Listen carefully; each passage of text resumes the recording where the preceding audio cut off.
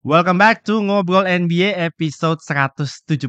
Kita sudah sampai di pertengahan semifinal wilayah karena ada dua tim yang sudah memastikan tiket ke babak final wilayah. Dari East ada Indiana Pacers, dari West pastinya yang baru fresh banget tadi pagi adalah Minnesota Timberwolves. Masih berjalan ada series OKC Nuggets sama Boston Celtics dan juga New York Knicks. Kita akan bahas apa-apa aja yang terjadi di NBA belakangan ini, termasuk Dallas Mavericks yang mendapatkan Cooper Flag walaupun chance-nya cuma 1,8%. Kok bisa? Yuk kita bahas di episode Ngobrol NBA kali ini. Let's go.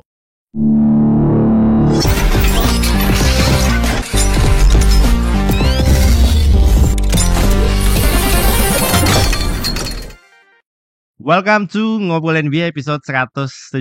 Senang bisa bikin episode monolog lagi. Kemarin live terus, live chat, live reaction. Hampir setiap hari live reaction. Asli, seru banget sih. Ini jadi pengalaman yang happy sih. Gue happy sih. Ini pengalaman pertama, playoff pertama di mana gue melakukan live reaction, komunikasi dua arah, interaksi, bener-bener play by play sepanjang game, ngebahas ngalor ngidul, ngobrol. Kalau game lagi blowout, kita biasa bahas topik-topik apa aja yang ditanyain sama fans-fans NBA, gue coba bahas, kita coba diskusi, seru-seruan banget sih. Ada momen-momen gue tantrum, ada momen-momen gue santai, tapi yang pasti gue jalaninnya fun banget sih. Thank you banget teman-teman semua yang sudah hadir di dalam live reaction gue sepanjang playoff series ini. Kalau yang belum pernah nonton live reaction gue, boleh cobain hadir di live reaction selanjutnya. Teman-teman bisa menangin hadiah juga, seru-seruan juga. Jadi ya interaksi sama fans-fans NBA tuh yang pastinya seru banget. Dan gak cuma dari Indonesia, kemarin ada yang dari San Antonio, dari Houston, ada yang dari Osaka, ada yang dari mana kemarin. Macem-macem deh pokoknya deh. Papua semua. Keren, seru banget. Gue happy banget dan kita masih akan terus menjalani ini sampai bulan Juni nanti ya, sampai NBA Finals. Mudah-mudahan pokoknya kalau gue nggak siaran, kalau emang gue nggak ada meeting apapun, pagi-pagi kita live reaction ya, why not? Kita gas terus pokoknya. Thank you banget ya semua yang udah support channel ini pastinya. Dan di akhir episode ini kita juga akan mengundi satu orang pemenang yang beruntung untuk mendapatkan hadiah satu kaos dari Triple Overtime Thriller. Oke, kita akan menemukan satu pemenang yang beruntung nih, dapat satu kaos. Oke, tapi untuk teman-teman yang belum subscribe di channel Redaman TV, gue mengajak karena subscribe itu gratis. Kalau teman-teman ingin ngikutin konten-konten seputar NBA, nggak ada salahnya follow, subscribe di channel Redaman TV. Teman-teman juga bisa dapetin wallpaper gratis setiap minggunya dan juga kesempatan untuk memenangkan satu kaos gratis persembahan dari Triple Overtime Trailer. Thank you banget yang udah subscribe, dan yang belum subscribe bisa di pause dulu videonya sekarang, subscribe aja karena subscribe itu gratis. Yang mau dapetin kaos-kaos Triple Overtime Trailer pastinya artikel-artikel yang high demand, yang banyak dicari sudah kita restock lagi. Langsung aja klik link di baris pertama deskripsi video ini, udah gue taruh linknya, tinggal diklik semua, tinggal masuk ke menu-menunya, semua katalognya ada di situ. Belinya di Topet ada, di Shopee ada di situ, pokoknya semua tinggal dicek di baris pertama deskripsi video ini. Oke. Apa aja yang mau kita bahas hari ini ya? Oke, kita akan mulai satu persatu. Mungkin dari kemarin dulu. Dari kemarin itu ada dua game yang dimainkan. Ada Pacers lawan Cavs dan juga ada OKC lawan Denver Nuggets. Tapi gue bahas tipis-tipis aja. Untuk Indiana Pacers.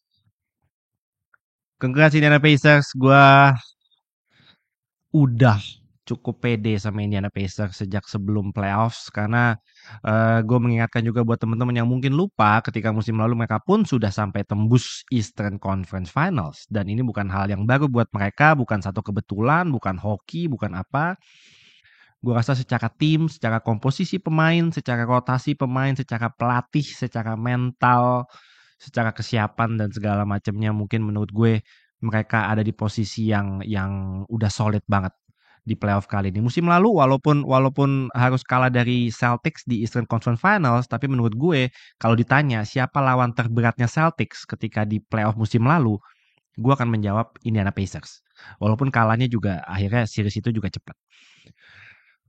Jadi gue nggak kaget sih, gue nggak kaget walaupun ketemunya sama Cavs. Gue sebelum series ketika Pacers udah dipastikan ketemu sama Cavs, gue bilang bahwa kedua tim ini sama-sama perfectly match secara starting five, secara pemain-pemain bench mereka, secara kedalaman tim. Menurut gue ini series yang akan menjadi series yang sangat-sangat menarik Dan gue nggak kaget kalau Pacers akhirnya bisa lewat dan melaju ke babak conference finals.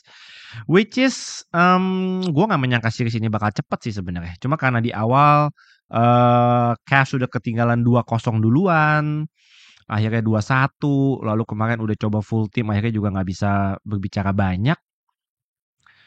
Well, mungkin kalau buat Cavs ya, nanti fans-fansnya Cavs boleh komen juga di kolom komentar.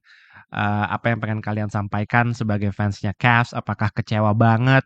Hal-hal apa yang menurut kalian nggak bisa ditranslate di babak playoff, padahal di babak regular season mereka menempati posisi nomor 1? Apakah pure hanya soal mental? Apakah pure hanya soal beberapa games yang mereka tidak full team? Karena kemarin sempat full team pun juga akhirnya hasilnya sama juga. Atau hal-hal lain yang menurut kalian, oke gue coba lihat dari angle ini ya, dari angle itu ya, kayaknya ini nih problemnya Cavs nih. Kayaknya emang Donovan Mitchell sama Darius Garland nggak bisa coexist di lapangan deh. Kalau yang gue lihat kok kayaknya Darius Garland kemana, Donovan Mitchell kemana, kayak nggak ada chemistry-nya gitu. Mungkin hal-hal seperti itu yang teman-teman lihat dari berdasarkan dari nonton ya. Sampaikan aja di kolom komen.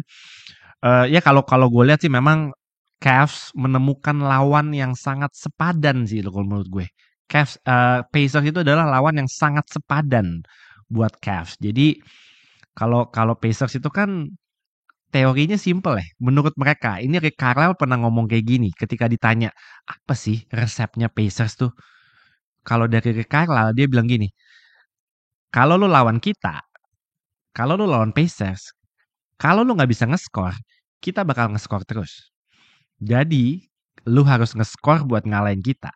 Kalau lu nggak bisa ngeskor dan defense lu berantakan, kita bakal ngeskor terus pokoknya.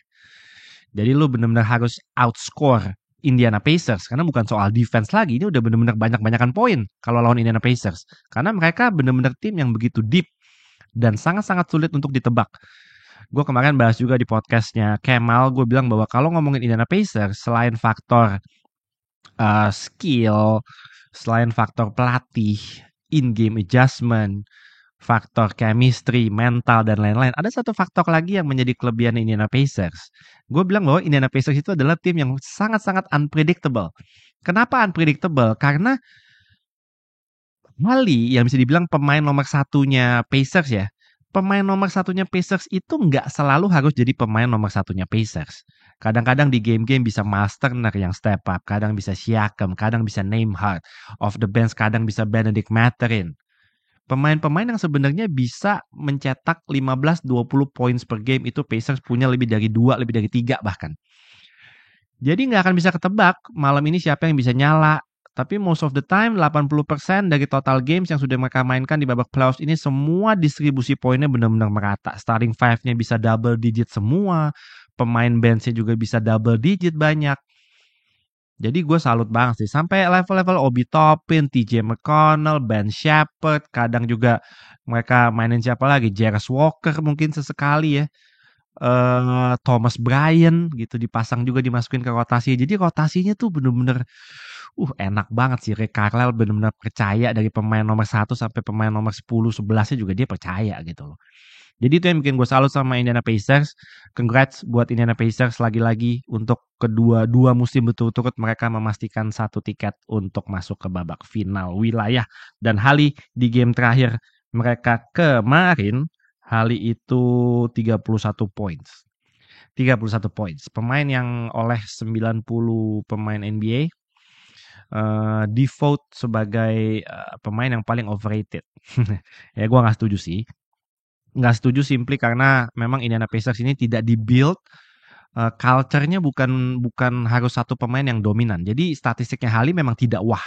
Nggak bisa Hali punya statistik yang wah kayak Jokic gitu ya. Bisa 40 poin, 22 rebounds, 10 assist, gitu, triple double nggak bisa. Hali mungkin statistiknya 19 poin, 7 rebound, 12 assist, ya gitu-gitu aja tuh. Di level belasan-belasannya dia sebenarnya udah cukup karena teman-temannya semua punya punya kualitas yang bagus-bagus gitu. Jadi dia benar-benar harus tipikal playmaking guard. Dia tipikal yang playmaking, passing guard yang benar-benar harus bikin pastiin semua teman-temannya involved. di dalam offense-nya Pacers. Itulah kekuatan Pacers. Jadi tapi di game kemarin dia membuktikan dia bisa kalau dia mau 31 points juga kalau dibutuhkan ya bisa-bisa aja sebenarnya. Teman-teman kalau penasaran siapa yang menjadi pemain paling overrated di bawahnya Hali, itu berdasarkan voting ya. Yang pertama itu Hali, dari total 90 responden yang diminta untuk vote. Hali itu kalau nggak salah suaranya sekitar 13 kalau nggak salah, 13 vote ya. Jadi persentasenya sekitar 14%-an deh. Di bawahnya tuh ada Rudy Gobert. Di bawahnya itu ada Trae Young. Di bawahnya itu ada Bradley Beal. Kalau gue dikasih pilihan ya, gue sih nggak mikir dua kali, gue akan pick Bradley Beal buat jadi pemain paling overrated. Ini ngomongin overrated musim ini ya, musim ini. Karena itu pollingnya itu sekitar bulan April kemarin tuh, sebelum playoffs tuh. Jadi kalau kalau berkaca dari musim ini doang, kalau ngomongin overrated, gue sih pilihnya Bradley Beal. Gobert, Trae Young ya nggak bisa dibilang overrated banget sih. Tapi kalau Bradley Beal sih musim ini underperform parah sih, dia parah asli. So yeah, asli congrats ya buat Pacers, buat Cavs. Kalau teman-teman baca ini postingan ini ketika Cavs adminnya udah ngepost thank you post buat yang ditujukan kepada semua fans-fansnya Cavs yang sudah mensupport mereka musim ini. Yang kalau teman-teman baca ini komennya ada ada berapa ya, 5.000 kok nggak salah. Ya ada sekitar 5.000 lah, 5.000-an komen. Banyak yang kecewa, banyak yang bisa menerima, tapi lebih banyak yang kecewa sih sebenarnya. Ya nggak apa-apa, fans-fansnya Cavs silakan tulis aja di kolom komen apa pendapat kalian dan apa yang kalian expect dari front office-nya Cavs untuk lakukan di musim-musim berikutnya ya. Silakan aja kita diskusi aja di kolom komen, oke? Next ada OKC yang pastinya kemarin it's a big win buat OKC, big win. Gue udah pas live streaming kemarin pastinya gue udah bener-bener harap-harap cemas sih itu sama game gitu karena gamenya ketat-ketat terus kan, ketat-ketat. Akhirnya OKC bisa ngejauhnya justru di belakang, baru di belakang-belakang tuh. Bener-bener gue pas live streaming udah nggak fokus sih, nggak fokus sama gamenya, nggak fokus sama komen-komen semua pas di layar laptop gue. Tapi itu game yang gue salut di mana ketika Jokic sudah begitu ajaibnya ya, gue harus kasih lihat ini dulu lah ya. Ini teman-teman pasti udah lihat video ini. Spin, dia nembak 3 pointnya sambil muter begitu gimana sih? Ya dia udah pernah melakukan itu ketika lawan Lakers musim lalu ya.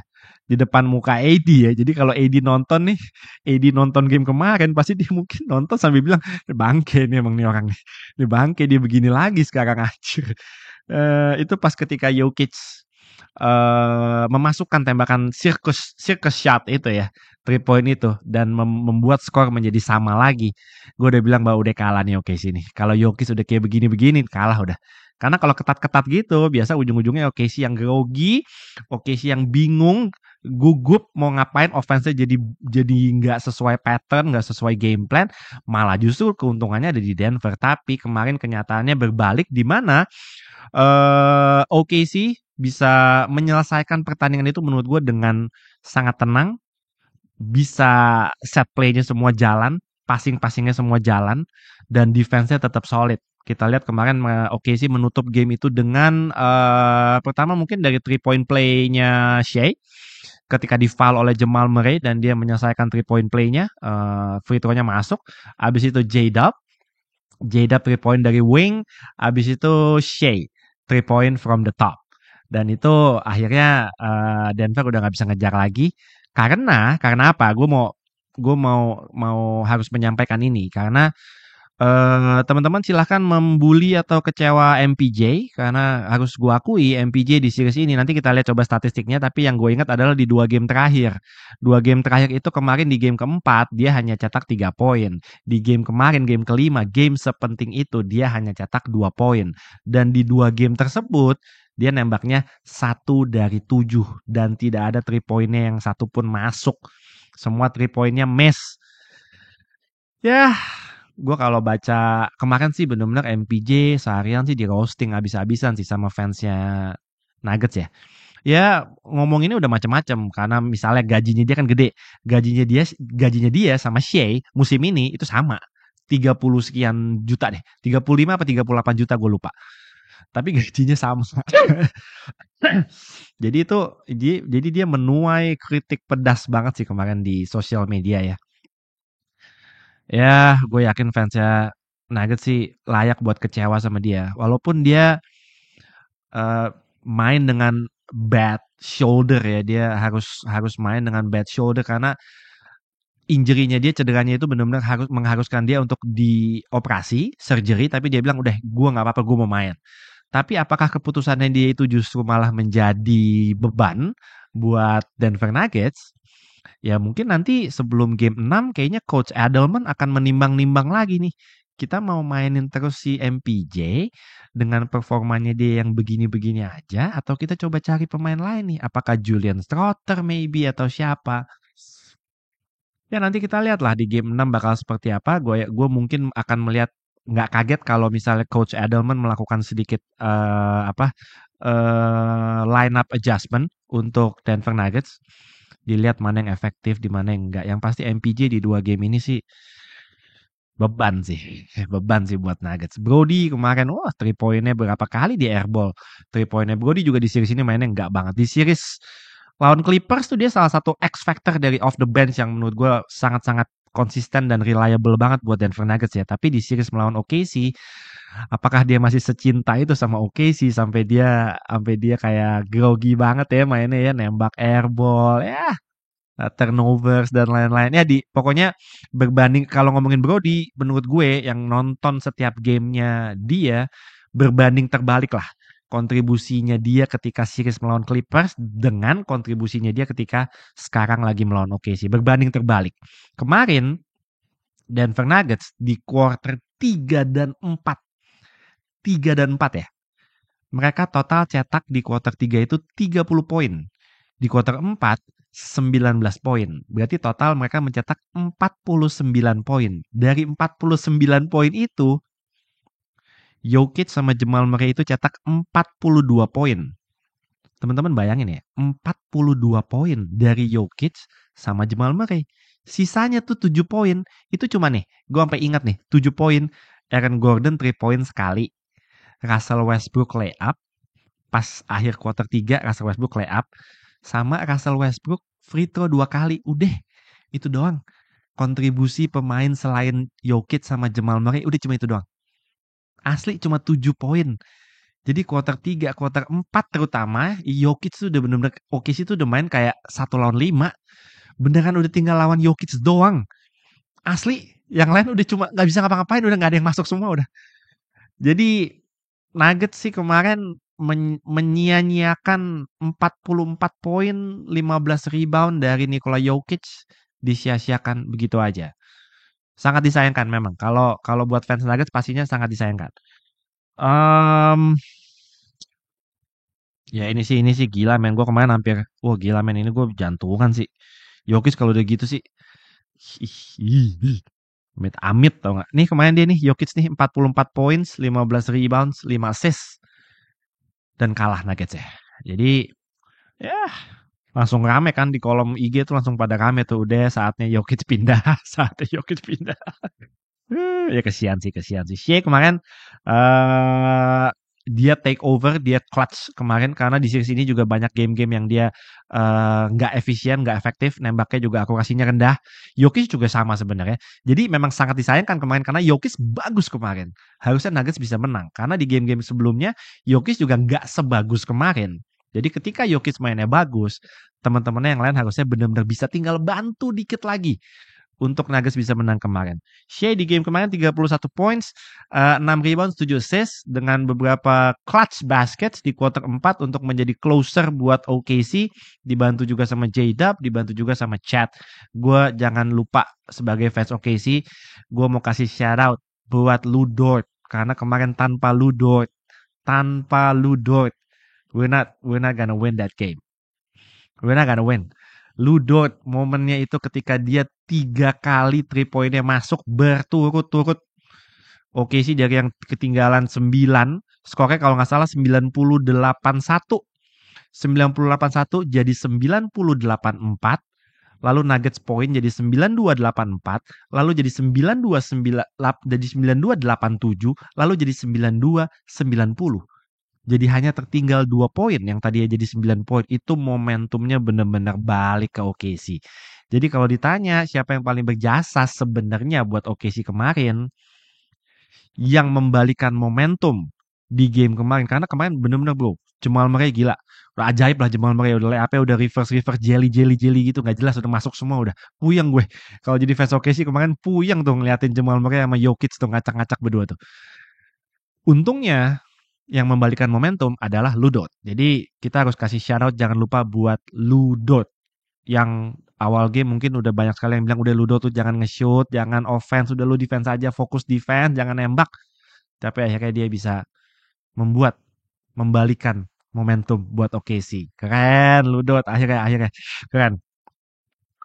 So ini game tadi, elimination game buat Celtics. Kita tahu kemarin berita nggak enaknya adalah Jason Tatum harus absen di sisa musim ini dan mungkin ada kemungkinan dia harus absen di musim depan karena dia kena Achilles, torn Achilles. Ada yang bilang ruptured Achilles, gue nggak tahu ya, fully ruptured atau torn Achilles.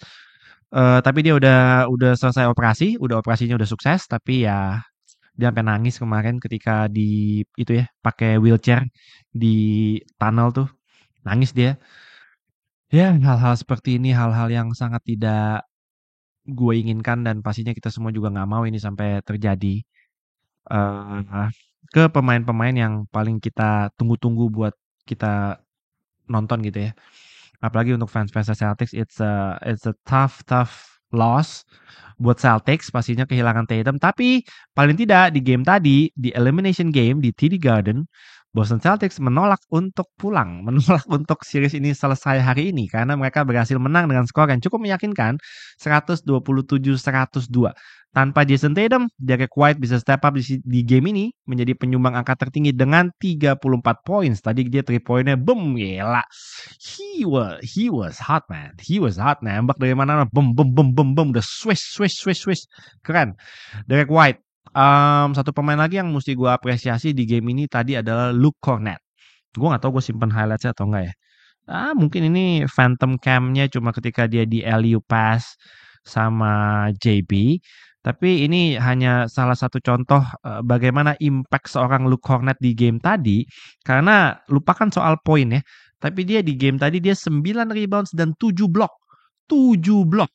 Karena Porzingis juga tadi mainnya cuma belasan menit, 12 menit kalau nggak salah. Karena dia menurut Joe Mazzulla dia kesulitan bernafas Kristaps Porzingis. Tapi Kristaps Porzingis di series lawan Knicks ini, enggak sih, belum bisa diharapin dan kontribusinya minim sekali di series melawan New York Knicks. Mungkin dia ada masalah, emang dia ada illness kan, dia ada illness. Spesifiknya gue nggak tahu illnessnya apa.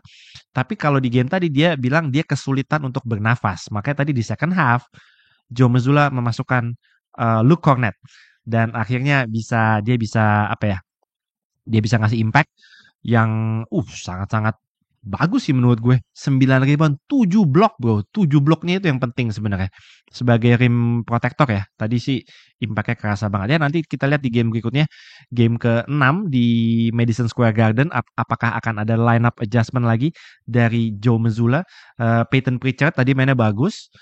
Ya mereka butuh Peyton Pritchard lah untuk mencetak angka. Dia minimal Pritchard tuh 15 poin itu udah minimal banget kalau menurut gue. Supaya Celtics bisa punya hope, punya chance buat bisa memaksa series ini lanjut sampai dengan game ke-7. Jalen Brunson tadi fall out. Kalau kita lihat ya, gue buka nih di game tadi. Oke. Dari New York Knicks. Di game tadi memang secara akurasi tembakan gue kotakin di sini ya. Secara akurasi tembakan Knicks hanya bisa mencatatkan akurasi 35,8%. Josh Hart 24 points, JB 22 points dan dia fall out tadi. Mitchell Robinson, Cat 19 poin, Miles McBride lumayan off the bench. OG OG kurang nih di game ini. Kalau OG mainnya bagus tuh biasa next chance-nya tinggi ya buat menang ya. Jadi OG di game ini mediocre sekali nih performance-nya. 6 points, 8 rebounds, 2 assist, 1 block dan dia minus 15. Miles Bridges yang menjadi apa ya? Menjadi kontributor penting untuk New York Knicks di game-game sebelumnya di series ini dan juga di series melawan Detroit Pistons ya. Di game ini dia hanya bisa mencetak 9 points dan plus minusnya wow, minus 25. Minus 25. Very very unusual buat Miles Bridges sebenarnya. Oke. Mungkin itu yang bisa gue bahas dari Knicks dan Boston Celtics ya. What is this? Ini Derek White gila men, dikasih space dikit ceder. Uh, let's see again. Let's see this play. JB. Cat missing shots. Derek White with the rebounds. Off to Drew Holiday. Back to Derek White. Nggak pakai lama. Langsung dijejer. Langsung dijejer pokoknya udah. Kalau lagi pede-pedenya emang pemain-pemain Celtics ini jangan kasih open sedikit, jangan kasih space sedikit pun jeder. Tapi terlepas dari sekedar cuma jeder, gue suka dengan JB tadi ketika di close out, how he attack the close out ketika ketika ketika teman-temannya ada yang udah ngendon di dunker spot, dia lihat semua dia passing, kalau bisa passing dia passing. Jadi nggak terlalu banyak settling untuk sekedar nembak-nembak doang gitu. Jadi ball movementnya jalan, player movementnya juga jalan. Tadi Celtics ya elimination game, mereka harus bermain layaknya ini it's a elimination game buat mereka dan series ini akan berlanjut ke Madison Square Garden game 6. Buat fansnya Knicks apakah PD? Apakah PD selesai di game 6? Silakan langsung gas di kolom komen juga ya. Celtics apakah masih ada harapan bahwa series ini bisa lanjut ke game 7? Diskusi juga di kolom komen. Oke, kita saling respect aja satu sama lain. Semua fans bebas berkomentar di kolom komen. Oke, ada satu series terakhir yang akan kita lihat pastinya series yang tadi di mana series antara Golden State Warriors dan Minnesota Timberwolves yang akhirnya harus berakhir hari ini. Kita tidak bisa lagi melihat Steph Curry bermain karena dia targetnya bermain di game 6, sedangkan series ini berakhir di game 5. It's a gentleman sweep buat Minnesota Timberwolves hari ini. Wow. Dari sejak quarter 3 sih udah ada kelihatan gelagat-gelagatnya emang Warriors susah buat ngejar sih. Tadi ketinggalannya udah cukup jauh, sekitar lebih dari 20 points. Mereka sempat kecilin sampai selisih tinggal 11 atau berapa tadi lewat pemain-pemain bench mereka, tapi akhirnya dijauhin lagi, beda 16, beda 18, beda 16, beda 14 ya. Angkanya muter-muter di situ aja. Muter-muter di situ aja karena Minnesota Timberwolves sebenarnya ini nggak ngomongin dengan atau tanpa Stephen Curry ya. Gua rasa apa yang sudah kita lihat dari Minnesota Timberwolves sejauh ini cukup meyakinkan ketika mereka mengalahkan Lakers di first round dan sekarang mengalahkan Warriors tanpa, walaupun kita bilang ya nggak ada Steph sih, kalau ada Steph mungkin bisa lain cerita. Tapi ya mau sampai kapan kita berandai-andai, it is what it is. Steph nggak bisa main. Mungkin pemain yang diharapkan untuk bisa step up menjadi Batman is Jimmy Butler. Tapi di 2 game terakhir terlalu pasif, terlalu pasif. Gue nggak melihat ada gregetnya dari seorang Jimmy Butler. Dan kalau lu emang sepengen itu untuk menang, lu harus nunjukin ke semua teammate lu di lapangan dengan action. Dan menurut gue gerak-geriknya dia, body language-nya Jimmy Butler dan greget mainnya itu jadi nggak ngebangun energi teman-teman nih karena dia menurut gue mainnya nggak ada gregetnya gitu, kayak nggak, ayo dong, kayak sampai gue ambil nonton yang Jim, ayolah, lu attack lah, lu lebih agresif lah, lu lebih inilah ya. Mungkin itu hanya reaksi kita sebagai penonton. Mungkin dia di lapangan juga, ini gue badan gue gak enak, kesakitan ini, gue nahan sakit ini, kita kan nggak pernah tahu ya. Tapi at least kalau lu emang main di lapangan dan lu diharapkan untuk menjadi Batman, menjadi leader dan lead by example, at least lu body gesture-nya dan body language-nya harus lu tunjukin gitu loh. Itu yang mungkin gue missing dari Jimmy Butler ya. Di 2 game ini gue gak tahu kenapa. Gue gak melihat itu di Jimmy Butler sih. Jadi mainnya kayak ya udah gitu aja gitu, santai aja gitu, nggak ada kayak ngotot-ngototnya. Kita lihat kalau kayak Ant-Man selalu ngotot mainnya. JB gitu ya, Jalen Brunson gitu selalu ngotot. Jimmy Butler ya mungkin ya tadi gue baca komen-komen juga di IG banyak yang bilang Jimmy Butler bisa kayak gitu, bisa jadi Jimmy Butler cuma di East. Kalau di West nggak bisa. Gue baca banyak banget kan yang ngirim komen di IG gue tadi pagi. Ya banyak yang lumayan kecewa sih dengan performance-nya Jimmy Butler ya. Tapi ya mau gimana lagi? Tadi Podziemski udah oke. Podziemski udah oke lumayan. Kuminga di 2 games ini juga lumayan lah bisa dibilang lumayan. Walaupun tadi ada beberapa stretch possession yang dia 3 point-nya miss, offensive rebound ditembak lagi, miss lagi.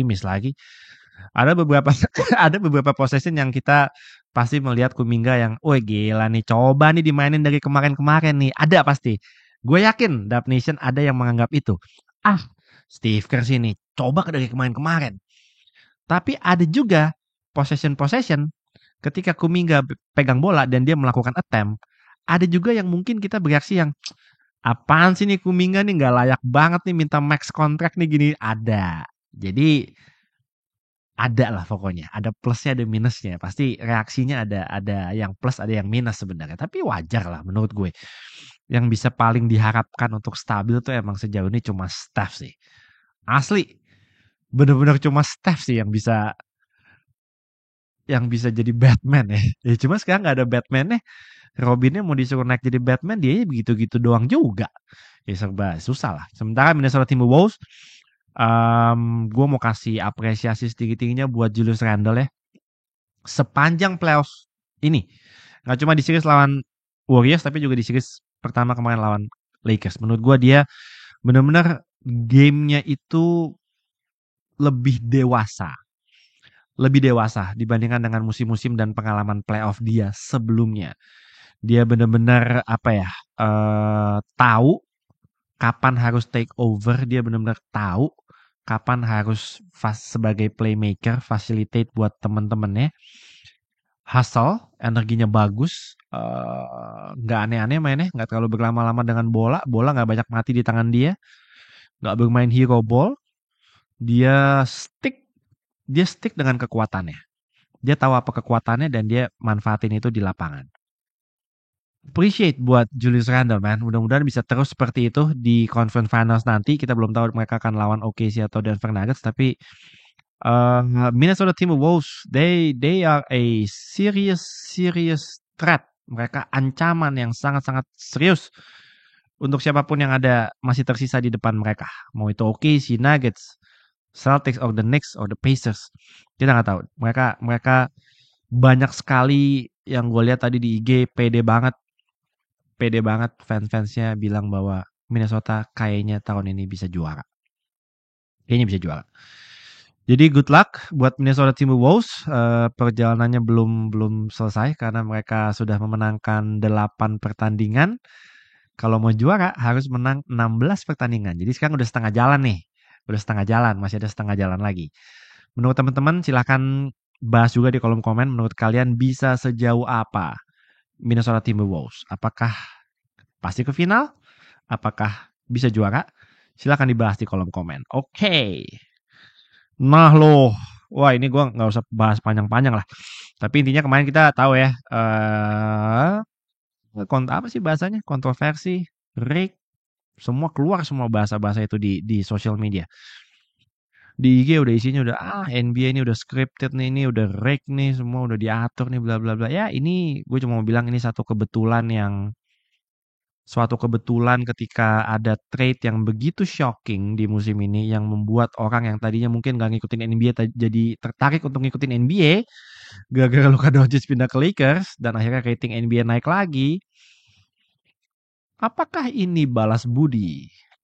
Apakah ini balas budi dari Adam Silver untuk Dallas Mavericks yang telah membuat NBA menjadi hidup lagi musim ini? Ya kita nggak tahu, silahkan keluarkan semua teori konspirasinya, silahkan keluarkan semua pikiran-pikiran negatifnya, tapi gue nggak mau terlalu ambil pusing. Gue bilang gue hanya mau menikmati aja. Kalau misalnya emang Cooper Flag jodohnya ke Dallas ya udah ke Dallas. Toh kita juga nggak bisa ngelihat kan ketika pingpong ball itu kombinasi-kombinasi angka itu diundi, kita nggak bisa lihat. Tidak ditayangkan juga secara live. Dita nih, NBA itu kan kemarin loterinya itu hari apa kemarin gue lupa. Beberapa hari yang lalu lah pokoknya. Pagi-pagi kan tuh. Pagi-pagi. Nah, sebelum itu, sebelum acara live itu, di ruangan yang berbeda, itu pingpong boleh diundi tuh. Sehingga ada kombinasi-kombinasi yang akhirnya menghasilkan hasil di mana oke, Mavs dapat nomor satu. Itu di ruangan yang berbeda. Nah, itu nggak ditayangin. Itu nggak di on airin.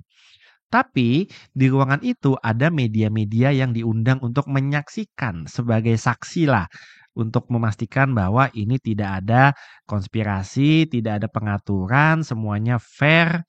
Dan memang hokinya Dallas lah yang dapat nomor satu. Nah, itu di ruangan yang berbeda tuh. Dan sudah ada salah satu media, gue rasa itu insidernya ESPN lah, yang bilang bahwa udah, kalian gak usah berpikir bahwa ini diatur, tidak usah berprasangka buruk dan lain-lain. Dia pernah ada di ruangan itu, dan dia bisa memastikan bahwa apa yang terjadi di dalam ruangan itu yang tidak ditayangkan dan tidak kita lihat, dia bisa memastikan bahwa itu semua tidak ada yang direkayasa. Semua berjalan dengan sebenar-benarnya, dengan fair, dengan adil, dan tidak ada yang diatur.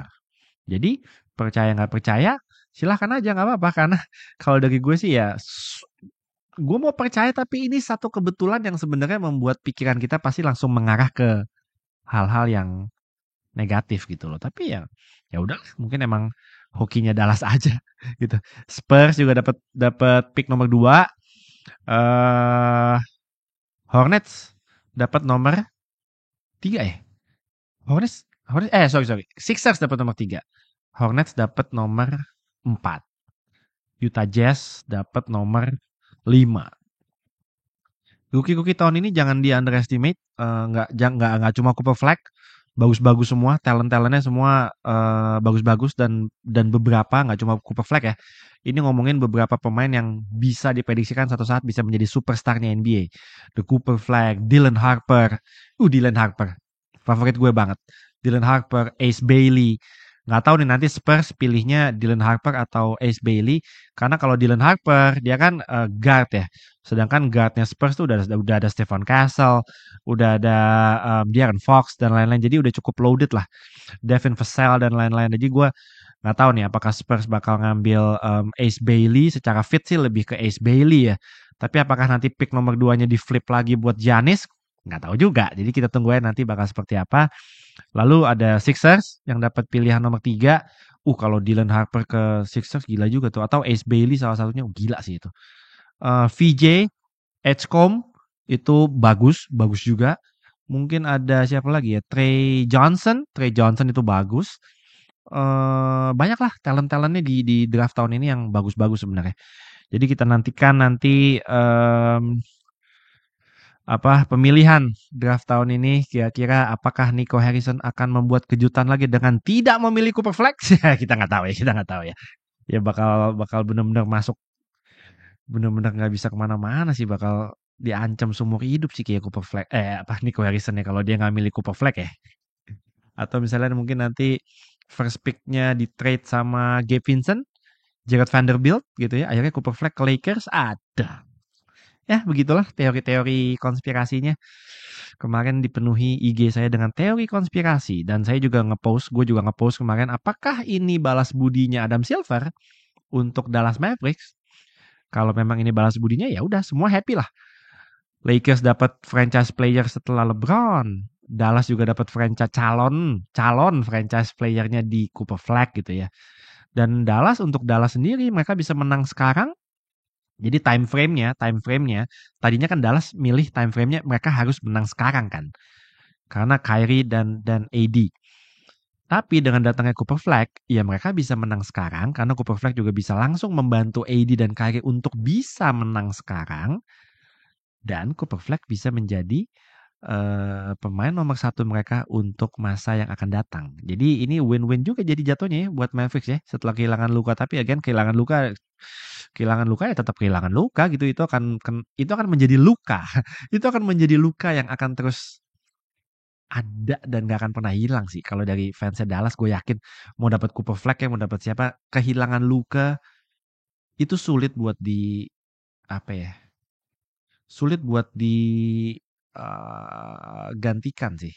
Kehilangan Luka karena lu kehilangan koneksinya udah terlalu dalam sebagai fans Dallas ke Luka Doncic. Kehilangan itunya emosionalnya sebenarnya. Kehilangan apa?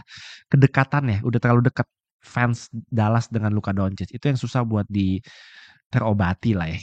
Ya jadi kita lihat lah. Oke, anyway, segitu aja episode 174. Kita mau undi ya. Kita mau undi satu pemenang yang beruntung untuk mendapatkan hadiah kaos. Yuk.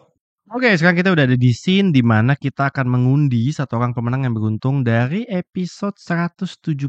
Jadi semua komen-komen yang masuk di situ akhirnya sudah gue masukkan ke dalam aplikasi ini, pick a winner, dan kita akan memilih satu orang pemenang yang akan mendapatkan satu kaos gratis dari Triple Overtime Thriller. Total ada 56 komen. Jadi kita ini ya, nih kita akan pencet ini untuk bisa menentukan siapa pemenangnya. Siap guys? Oke, nggak perlu lama-lama ya. Kita hitung mundur 3, 2, 1, let's go. Oke, yang berhasil memenangkan satu kaos gratis dari Triple Overtime Thriller adalah yang memiliki YouTube ID @gatu, apa tuh tulisannya? Gue gak kebaca. @gatusofak. Oke, @gatusofak, congrats, lu mendapatkan satu kaos gratis dari Triple Overtime Thriller. Jangan lupa gue akan tulis caranya untuk supaya lu bisa ngeklaim. Nanti gue akan tulis caranya di kolom deskripsi video ini ya. Nanti ada caranya. Silakan email ke email yang tertera di deskripsi video ini untuk bisa ngeklaim hadiahnya. Oke, dia komen apa tuh? Paling seru adalah Lakers lawan T-Wolves. Alasannya karena aku fansnya Doncic. Anjay, malah kalah. Bagus juga komennya. So anyway, segitu aja. Jangan lupa teman-teman yang belum subscribe di channel Redawan TV, subscribe itu gratis. Jadi di subscribe dulu sebelum kita sudahi video ini. Jangan lupa, oke? Gue akan seneng banget bisa berbagi konten-konten NBA sama teman-teman semua, dan gue juga mengucapkan thank you banget, asli thank you banget semuanya yang udah selalu setia menjadi subscribersnya Ira Darmawan TV. Doakan gue bisa terus memberikan konten-konten seputar NBA. Jangan lupa yang belum pernah bergabung di konten live reaction, kita live hampir setiap hari ya, hampir setiap game-game playoff, tapi yang pasti bukan game pertama yang jam 6 pagi. Biasanya yang agak siangan tuh. Jam 6 pagi saya masih ngimpi, masih ngantuk gitu. So, segitu aja ya. Mudah-mudahan pembahasan ini cukup bermanfaat buat teman-teman, memberikan value buat teman-teman. Kita ketemu lagi di episode Ngobrol NBA selanjutnya. Have a good night. Bye guys.